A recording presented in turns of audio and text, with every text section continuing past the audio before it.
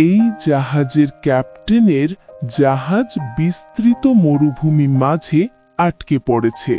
Captain সামনে একটা সাদা পাথর দেখে।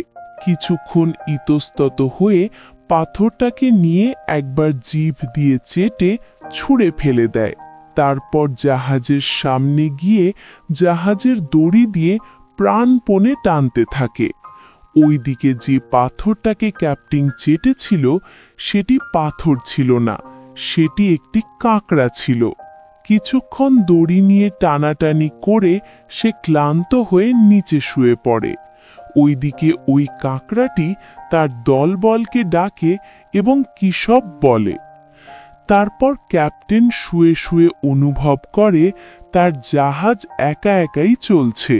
সে উঠে দেখে অসংখ্য সাদা কাঁকড়া জাহাজকে নিয়ে যাচ্ছে। সে এই অবিশ্বাস্য দৃশ্য দেখে কিছুক্ষণ অবাক হয়ে তারপর সে জাহাজের দিকে দৌড়ায়। আপনারা কি জানেন এটা কোন সিনেমার অংশ? যদি জেনে থাকেন নিশ্চয়ই কমেন্টে জানাবেন। ধন্যবাদ।